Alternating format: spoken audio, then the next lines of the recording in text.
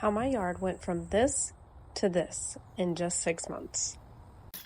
My goal was to do this as cheap as possible, so I started by cutting down limbs and small trees from around my property. I even ventured out into the uncleared portion of my property where I cut down some bigger of the smaller trees. I did all of this by hand, no chainsaw, I don't have one. This bed I made out of stakes that I put in a 4x8 rectangular shape, and then I used some of the limbs that I cut down to weave in between those stakes until I got to the top. Here's that bed completed once I had the soil in it. This bed I made from some cedar planks that I had left over when I built the clubhouse for my kids. This was another bed that I built out of some smaller trees that I cut down. This one I actually screwed the ends of it into some of the stakes that I made, and this allowed me to manipulate them a little bit more instead of having as many gaps as I did in the other bed. I actually ended up changing the other bed to this method as well. This bed was by far the easiest, just the soil on top of the cardboard, although I did end up splitting it in half and made a walkway in between. Now let's talk soil. I knew I was going to have to buy soil because I can't do in-ground in my yard. It's a low spot, but it's also the only spot for my garden, so I went with raised beds. So this was a one-time purchase of compost and topsoil that I got delivered from a local company, and hopefully I can begin making my own compost next year.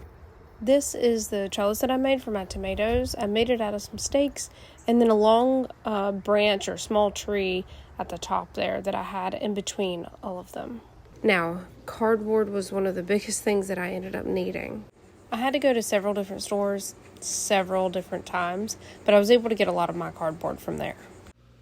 I'm just peeling off all of the tape, took me forever, and then laying them down as I go. Never underestimate the amount of cardboard you will need.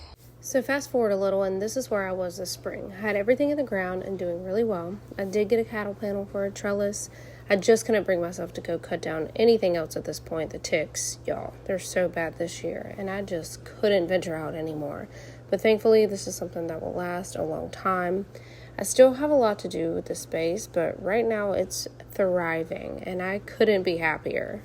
Here's how I'm using the trellis for my tomatoes. I have twine that I tied to the bottom of my plants, then weave it around the stems, and then tie it off at the top. And as they grow, and I prune everything off at the bottom, I'll lower it in order to let it continue to grow. By the way, I am in scrubs here. I did just get off night shift here, and that's why this project took so long. Now that we're in June, everything's really starting to come to life and flower and put off some fruit. So this is where we are now with the garden. Definitely missing some mulch in some areas.